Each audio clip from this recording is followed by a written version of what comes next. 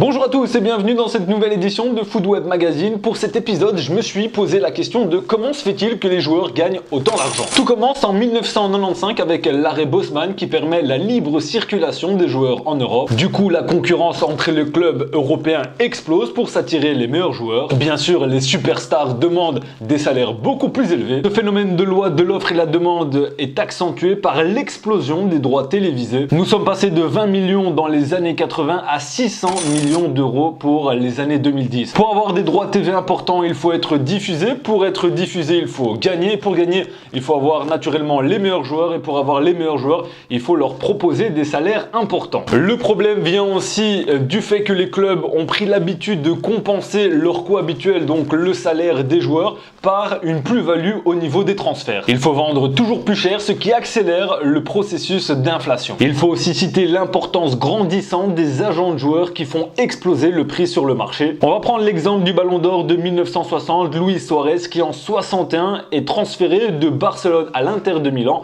pour la petite somme de 160 000 euros. En 1984, Diego Maradona part de Barcelone à Naples pour 6 millions d'euros. Mais le véritable élément déclencheur là-dedans, c'est Zinedine Zidane qui de la Juventus de Turin part pour le Real Madrid pour plus ou moins 75 millions d'euros. Sans parler de Cristiano Ronaldo et Gareth Bale qui eux frôlent les 100 millions d'euros pour leur transfert. 100 millions d'euros, vous allez me dire c'est énorme, mais il faut savoir que le Real Madrid a récupéré cette somme en seulement 18 mois grâce aux droits d'image et à la vente bien sûr de maillots. Cristiano Ronaldo représente à lui seul la moitié des 1,4 million de maillots vendus par le club merengue. Vous l'avez compris, donc aujourd'hui les joueurs deviennent aussi donc des produits marketing.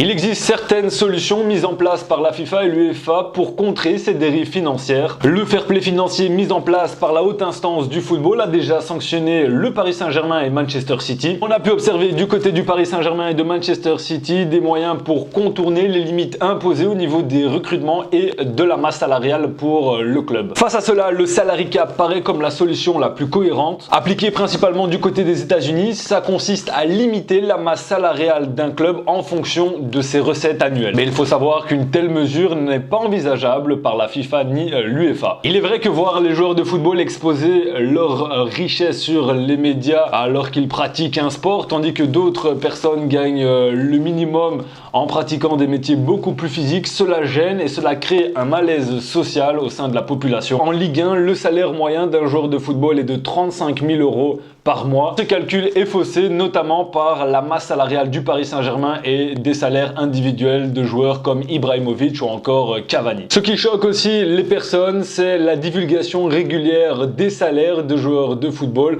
Mais il faut savoir que généralement, ces salaires sont exposés sans les cachets dus à la publicité. Une autre façon beaucoup plus radicale pour faire baisser les salaires des joueurs de football serait de consommer beaucoup moins de foot. Il faut donc arrêter de regarder les matchs de football. Il faut arrêter de payer les places ou encore d'acheter les maillots. Difficilement envisageable quand on sait que plus ou moins 1 milliard de personnes ont regardé au moins une minute de la finale de la Coupe du Monde au Brésil. Food Web Magazine touche à sa fin. Un grand merci d'avoir suivi cet épisode. N'oubliez pas de vous abonner sur ma page YouTube et vous pouvez venir me rejoindre sur les réseaux sociaux avec Twitter et Facebook. À la prochaine!